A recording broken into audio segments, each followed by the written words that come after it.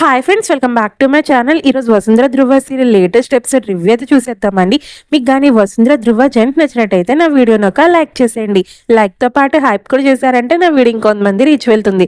మీకు కానీ వసుంధర ధృవ మళ్ళీ కలిసిపోవాలి, జంటగా ఉండాలనుకుంటే కామెంట్ సెక్షన్లో ఎస్ఎన్ టైప్ చేయండి. ఇంకా సీరియల్ స్టార్టింగ్లోనే మనకి ధృవ అంశుకి కథ చెప్తూ ఉంటే అప్పుడే అక్కడికి వచ్చిన వసుంధర మాట్లాడుతూ, ఏంటి ధృవ అంశుకి కథ చెప్తున్నావు, మరి నాకు చెప్పచ్చు కదా. అక్కడే ఉన్న ధృవ మాట్లాడుతూ, ఏంటి వసు నాకు ముద్దు పెడతావు, ఎందుకు పెట్టావు, ఏంటి నేనా నీకెందుకు ముద్దు పెడతాను, నువ్వు కథలో బాగా లీనమైపోయావు, బహుశా కావాలంటే అంశుని అడుగు, నేనేం చేశానో తనే చెప్తుంది. అక్కడే ఉన్న అంశు మాట్లాడుతూ, లేదు నాన్న, వసు ఇప్పుడే కదా రూమ్లోకి వచ్చింది, తను నీకెలా ముద్దు పెడుతుంది, అయినా నువ్వు ఇప్పుడే కథ చెప్తున్నావు, కథలో ఏం జరిగింది, రాకుమారుడికి రాకుమార్తె ముద్దు పెట్టిందని చెప్పావు, అందువల్ల నీకు కూడా అలా అనిపించి ఉంటుంది, అంతే తప్ప వసు ఏం చెప్పలేదు. అక్కడే ఉన్న వసుంధర మాట్లాడుతూ, అవును ధృవ, నేను ఇప్పుడే రూమ్లోకి వచ్చానని చెప్తున్నాను కదా, అంశు కూడా అలాగే చెప్పింది, అందువల్ల వెళ్ళి పడుకుందాం పద, అయినా నీకెందుకు ఇలాంటి డౌట్లు వస్తున్నాయి, లేదు వసు నువ్వు ఖచ్చితంగా ముద్దు పెట్టావు, నాకెందుకు అలా అనిపిస్తుంది.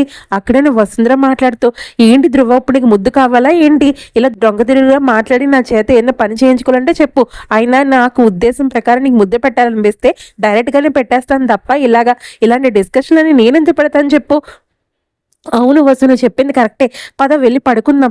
అక్కడ ఉన్న వసుంధర తనలో తను మాట్లాడుకుంటూ, ఏంటి ముద్దు పెడితే ఇంత టెన్షన్ పడిపోతున్నాడు, నేను సరదాగానే కదా చేశాను, అయినా ముద్దు పెట్టితే సరదాగా హ్యాపీగా ఫీల్ అవ్వాలి కానీ ఇలా కంగారు పడిపోతున్నాడంటే నేను ఇంకా మహిళలాగే ఉన్నాను అని తనకు అర్థమైందనమాట. అందువల్లే నాతో ఇలాగా ప్రవర్తించట్లేదు, ఖచ్చితంగా నేను గతం నాకు గుర్తొచ్చిందని ధృవకు చెప్పాల్సిందే.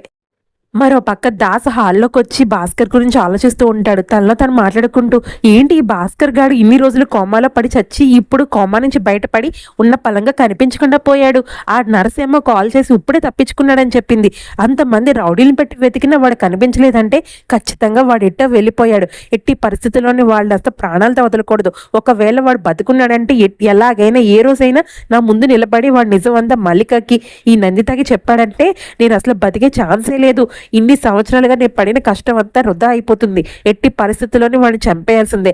అప్పుడే అక్కడికి వచ్చి నందిత మాట్లాడుతూ, ఏంటి దాస్ ఏమైంది అంతలా ఆలోచిస్తున్నావు. అక్కడ ఉన్న దాస్ మాట్లాడుతూ, ఏం లేదు నందిత, ఏం జరుగుతుంది అసలు, ఇంట్లోంచి ఎప్పుడు బయటకు వెళ్దామని ఆలోచిస్తున్నాను, అయినా ఇంకెన్ని రోజులు ఇక్కడ ఉంటాను చెప్పు, వెళ్ళిపోదాం నందిత, నేను చెప్పిన మాట విను. అదే కదా దాస్, నువ్వు కంగారు పడుకునే వెంటనే మాట్లాడి మహి నువ్వు నేను సిద్ధు బయటకు వెళ్ళిపోదాం, ఎట్టి పరిస్థితుల్లో నువ్వు కంగారు పడకు, అయినా ప్రతిసారి ఇలా కంగారు పడుతూ ఏదో ఒకటి ఆలోచన పెట్టుకుంటే నీకే కదా ఆరోగ్యం పాడైపోతుంది, నేను చెప్పిన మాట విను. సరే నందిత, చెప్పినట్టు చేస్తాను, నువ్వేం కంగారు పడుకున్న, ఆరోగ్యం అంతా కుదుటపడి బాగానే ఉందిలే. మరో పక్క మల్లిక భాస్కర్ని తీసుకుని ఇంటికి వస్తూ ఉంటే అక్కడే ఉన్న నందిత భాస్కర్ని చూసి, ఏంటి భాస్కర్, నిజంగా నేను చూసేది కళా నిజమా, నువ్వు ఎప్పుడు కోమ నుంచి బయటపడ్డావు, అసలు నువ్వు నిజంగా బతికి ఇలాగ మా ముందు నిలబడి ఉంటే నాకు ఎంత హ్యాపీగా ఉందో తెలుసా, ఇన్ని రోజులు ఎన్ని దేవుళ్ళకు మొక్కానో, నా కూతుర్ని రక్షించిన భాస్కర్కి ఎలాంటి అపాయం కలగకూడదు, తను ఆరోగ్యంగా మళ్ళీ మా కళ్ళ ముందు నిలబడాలని ఏ దేవుడు నేను అనుకున్న కోరిక నెరవేర్చాడో భాస్కర్, నువ్వు ఈరోజు ప్రాణాలతో నా ముందు నిలబడి ఉన్నావు. అక్కడే ఉన్న భాస్కర్ మాట్లాడుతూ, అవును నందిత, నువ్వు చెప్పిందంతా నిజమే, ఏ దేవుడో నన్ను రక్షించాడు, అందువల్లే ఈరోజు ప్రాణాలతో మేము ఎందుకు నిలబడి ఉన్నాను. అయినా నేను కోమా నుంచి బయటకు వచ్చేసాక దాస్కి కాల్ చేసి చెప్పాను, నేను కోమా నుంచి బయటకు వచ్చేసాను నందితకి చెప్పాను. ఏ దాస్ నువ్వు చెప్పలేదా నందితకి. అక్కడే ఉన్న దాస్ మాట్లాడుతూ, అవును నందిత, నాకు భాస్కర్ కాల్ చేసి తన కోమా నుంచి బయటపడ్డ విషయం చెప్పాడు, నీకు కూడా చెప్పమన్నాడు, కానీ నేను ఏదో పనిలో పడిపోయి చెప్పడం మర్చిపోయాను, అయినా భాస్కర్ ఇప్పుడు ఇక్కడికి వచ్చాడు కదా, నువ్వేం కంగారు పడకు. అక్కడే ఉన్న నందిత మాట్లాడుతూ, పోనీలేదు భాస్కర్, ఇప్పుడు అంతా బాగానే ఉందా, ఎలా ఉంది చెప్పు, నీకు ఆరోగ్యం అంతా. అక్కడే ఉన్న మల్లిక మాట్లాడుతూ, అదే కదా నందిత నేను చెప్పేది, భాస్కర్కి అంతా బాగానే ఉంది, కానీ ఎప్పుడైతే హాస్పిటల్ నుంచి బయటకు వచ్చాడో మళ్ళీ చిన్న యాక్సిడెంట్ అయింది, అందువల్లే హాస్పిటల్ తీసుకెళ్ళాలి, నాకు డాక్టర్ కాల్ చేసి చెప్పడం వల్ల హాస్పిటల్ నుంచి ఇంటికి తీసుకొచ్చాను. అక్కడే నందిత మాట్లాడుతూ, ఏంటి భాస్కర్ మళ్ళీ యాక్సిడెంట్ అయిందా, ఏం జరిగింది.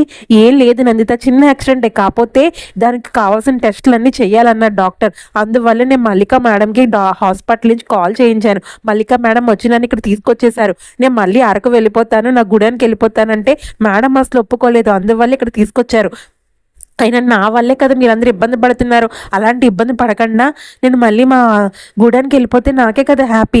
అక్కడ నందిత మాట్లాడుతూ, ఏంటి భాస్కర్ అలా మాట్లాడుతావు, నువ్వు నీ ప్రాణాలకు తెగించి మా వసుంధరని ఆ రోజు కాపాడడం వల్లే ఈరోజు నా కళ్ళ ముందు నా కూతురుని చూసుకోగలుగుతున్నాను, అలాంటిది నువ్వు మాకెందుకు భారం అయిపోతావు చెప్పు. నీకు ఎన్ని రోజులు డాక్టర్ టెస్టులు చేసి ఆరోగ్యం అంతా కుదుట పడింది, అప్పుడు మీరు ఇంటికి తీసుకెళ్ళిపోండి అన్నప్పుడు నువ్వు నీ అరకు వెళ్ళిపోదు, కానీ అప్పుడు వరకు ఎట్టి పరిస్థితుల్లో నువ్వు ఇక్కడే ఉండాలి, అర్థమవుతుందా. అక్కడే ఉన్న దాస్ మాట్లాడుతూ, ఏంటి భాస్కర్ వెళ్ళిపోతున్నాను అంటున్నావు? నందిత చెప్తుంది కదా ఉండమని, ఇక్కడే ఉండు. చూసావా, దాస్ కూడా చెప్తున్నాడు కదా భాస్కర్ నువ్వు ఇక్కడే ఉండమని, నీ ప్రాణాతి ప్రాణమైన స్నేహితుడు. అలాంటిది దాస్ చెప్పిన మాట నువ్వు ఎందుకు తప్పుతావు? ఖచ్చితంగా నువ్వు ఇక్కడే ఉండాలి భాస్కర్. అయినా నీకు నీ కాఫీ తీసుకొస్తాను, కూర్చో, సరేనా? అక్కడే ఉన్న మల్లిక మాట్లాడుతూ, ఏంటి దాస్ తెగ కంగారు పడిపోతున్నట్టున్నావు? అయినా నీ ఫ్రెండ్ ఎలా ప్రాణాలతో బతికబడి నీ కళ్ళ ముందు నిలబడ్డాడని కదా ఆలోచిస్తున్నావు. తనకి ఎలాంటి ప్రమాదం లేదు. ఎందుకో తెలుసా, తను ఇప్పుడు నా దగ్గర ఉన్నాడు కాబట్టి నువ్వు ఎట్టి పరిస్థితుల్లో తనకి ఏం చేయలేవని నమ్మకం తనకు కూడా కలిగింది. అందువల్ల ఎట్టి పరిస్థితులను కంగారు పడకు. నీకు రోజులు దగ్గర పడ్డాయని నీకు ఇప్పటికైనా అర్థమైతే సరిపోతుంది. సరే భాస్కర్, పద లోపలికి వెళ్దాం మనం. అక్కడే ఉన్న భాస్కర్ వెళ్ళి సూర్య కాల్ చేస్తూ మాట్లాడుతూ ఉంటాడు. హలో సూర్య, నేను ఇక్కడికి వచ్చేసాను సూర్య, ఎట్టి పరిస్థితుల్లో నువ్వు కంగారు పడకు.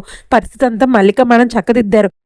సూర్య మాట్లాడుతూ, అయ్యో భాస్కర్ మావయ్య, నువ్వు ఎట్టి పరిస్థితుల్లోనూ నువ్వు ఈ నా దగ్గరకు వచ్చావని ఆ దాస్ గడి తెలియకుండా చూసుకో. ఎట్టి పరిస్థితుల్లో మళ్ళీ ఇంకో విషయం కూడా, వసుంధరకి గతం గుర్తొచ్చిన విషయం ఎట్టి పరిస్థితుల్లోనే దాసుకు తెలియకూడదు. ఇప్పుడు వరకు మనం చేసుకున్న ప్లాన్ అంతా వాడు మంటలో కలిపేస్తాడు. అందువల్ల చెప్పిన మాట విని అసలు దాస్కి ఎలాంటి అనుమానం రాకుండా మీరు చూసుకోవాలి మావయ్య. మీకు ఇదే నేను చెప్తున్నాను కదా. అక్కడ ఉన్న భాస్కర్ మాట్లాడుతూ, సరే సూర్య, నాకు అర్థమైంది. అసలు ఇన్ని రోజులు ఆ దాసుని దారుణంగా నమ్మాను కదా, ఇంకెట్టి పరిస్థితుల్లో వాడు నమ్మను. నీకు ఇస్తున్నాను కదా మాట, నా వల్ల ఇంకా వసుంధరకి ఎలాంటి ప్రాణాపాయం పరిస్థితి ఎదురు కాకుండా నేను చూసుకుంటాను కదా, నువ్వేం కంగారు పడకు. అప్పుడే అక్కడికి వచ్చిన దాస్ మాట్లాడుతూ, ఏంటి భాస్కర్, ఉన్న పలంగా నా ఇంటికి వచ్చి నువ్వు నా ముందు నిలబడి ఎంత ధైర్యంగా మాట్లాడుతున్నావు? అయినా నీకు ఇలాంటి ధైర్యం ఎక్కడి నుంచి వచ్చింది? అయినా నేను ఎప్పుడైతే చంపాలనుకున్నానో నీకు ఇంకా నేనంటే భయం అనిపించట్లేదా? నీ ప్రాణం ఎలాగైనా తీస్తాను. నీకు ఎట్టి పరిస్థితుల్లోనూ నీకు ఇంకెన్నో రోజులు లేవు. అయినా నువ్వు వెళ్ళి దాక్కోకుండా నా ముందు ఇంత ధైర్యంగా నిలబడ్డావు. ఇంత ధైర్యం నీకు ఎవరు ఇచ్చారు? ఆ మల్లికనా ధృవగాడ? అయినా మనుషులు నీ గురించి చదువుతున్నారు. నువ్వు ఎప్పుడైతే దొరుకుతావో అప్పుడు నీకు నేసేస్తారు. అయినా నీకెందుకు ఇంత ఇంత నమ్మకం ఆ మల్లిక మీద? అప్పుడే అక్కడికి వచ్చిన మల్లిక మాట్లాడుతూ, ఏంటి దాసు, తెగ నీ ఫ్రెండ్తో తెగ ముచ్చట్లు పెడుతున్నట్టున్నావు. అయినా నువ్వెంత భయపడినా భాస్కర్ ఇంతకితడు భాస్కర్ కాదు. ఇప్పుడు నీ గురించి ప్రతి నిజం భాస్కర్కి తెలిసిపోయింది. నువ్వెన్ని నాటకాలు వేసినా భాస్కర్కి నువ్వు చెయ్యాలనుకున్న మోసం అంతా తెలుసుకుంటాడు. కాబట్టి నువ్వెంత చెప్పినా తను అయితే భయపడ్డు. ఎందుకో తెలుసా, తన వెనకాల ఎవరున్నారనుకున్నావు? నేనున్నాను. అర్థమవుతుందా? అక్కడే దాస్ మాట్లాడుతూ, ఏంటి మల్లిక, నువ్వు నన్ను ఎలా దెబ్బతీయాలో తెలియక మొన్నేమో సిద్ధు గారిని తీసుకొచ్చావు, ఇప్పుడు ఈ దాస్ గారిని భాస్కర్ని తీసుకొచ్చావు. అంటే నన్ను భయపెట్టాలని ఇన్ని అడ్డదారులు తొక్కుతున్నావు కదా. అసలు నువ్వు ఒక్కదానివే నన్ను ఎదుర్కోలేకపోతున్నావా ఏంటి? అక్కడే మల్లిక మాట్లాడుతూ, ఏంటి దాస్, ఎక్స్ట్రాలు చేస్తున్నావా? ఈ నేను సిద్ధుని తీసుకొచ్చిన, భాస్కర్ని తీసుకొచ్చిన సింహద్వారం నుంచే తీసుకొచ్చాను. ఎలాంటి అడ్డదారులు తొక్కలేదు. నీకే తెలుసు కదా, నువ్వే కదా అడ్డదారులు బాగా తొక్కి ఎవరిని ఎలా బాధ పెట్టాలో అన్నీ నీకు తెలుసు కదా. ఆయన నన్నంటావేంటి? అక్కడే ఉన్న భాస్కర్ మాట్లాడుతూ, అయినా దాసు నువ్వు కంగారు పడకు. ఇంక నీకు రోజులు దగ్గర పడ్డాం. నందిత మేడం నిన్ను ఎలాగా నమ్మి ఎలా మోసపోతున్నారో ఖచ్చితంగా అన్ని నిజాలు తెలుసుకున్నాక నిన్ను ఎలా మెడపట్టి బయటకు గెంటేస్తారో తెలుసా? అక్కడ ఉన్న దాస్ మాట్లాడుతూ, ఏంటి మీరిద్దరు కలిసి నన్ను బయటకు గెంటాలని నిర్ణయించుకున్నారా? ఎట్టి పరిస్థితుల్లోనే నందితకి నిజం తెలిసినా తను నా వైపే ఉంటుంది. మీరు ఎలాంటి నాటకాలు వేసినా తన మట్టికి నా వైపు నుంచి మారదు. అర్థమవుతుందా? అక్కడే మల్లిక మాట్లాడుతూ, అవునా దాసు, నువ్వు చెప్పిందందు నాకు అర్థమైంది. కావాలంటే ఒక్కసారి ఫైల్ చూడు, నీకే అర్థమైపోతుంది. ఒక్కసారి ఫైల్ చూస్తావనుకో దిమ్మ తిరిగి బొమ్మ కనబడుతుంది. కావాలంటే ఈ ఫైల్ చూసుకో. ఏంటి మల్లిక, ఈ ఫైల్లో ఏముంది? ఏముందా? ఒకసారి నీ చూస్తే నీకే అర్థమవుతుంది. నువ్వు ఇన్ని రోజులు నీ జిగిడి దోస్తున్నాడు కదా ఆ ఎస్ఏ, తనతో కలిసి నువ్వెన్ని ఘోరాలు నేరాలు చేసావో అంత లిస్టు నేను రెడీ పెట్టుకున్నాను. తనతో నువ్వు మాట్లాడిన కాల్ రికార్డింగ్స్, మళ్ళీ నువ్వు పంపించిన బ్యాంక్ స్టేట్మెంట్స్ అన్నీ నా దగ్గర ఉన్నాయి. నువ్వు ఎట్టి పరిస్థితులను కంగారు పడకు. బ్యాంక్ స్టేట్మెంట్స్ అన్నీ నందితో చూసిందనుకో, నువ్వెంత ద్రోహానికి ఒడికట్టావో తనకు అర్థమవుతుంది. అందువల్ల నువ్వు కంగారు పడకు. నిన్ను ఈ పలంగా మెడ పెట్టి బయటకు గంటేయగలను, కానీ ఏం చేయను. నీతో ఒక చిన్న పని నాకు పడింది. ఆ పని అయిందనుకో అప్పుడు నేను పంపించేస్తాను. అర్థమవుతుందా? అక్కడే ఉన్న భాస్కర్ మాట్లాడుతూ, ఏంటి మేడం, మీ దాస్తో ఇంకా మీకు పని ఉందా? ఇలాంటి వాడిని మీరు నమ్మొద్దు మేడం, బయటికి పంపించేసేయండి. లేదు భాస్కర్, నేను చెప్పిన మాట విను.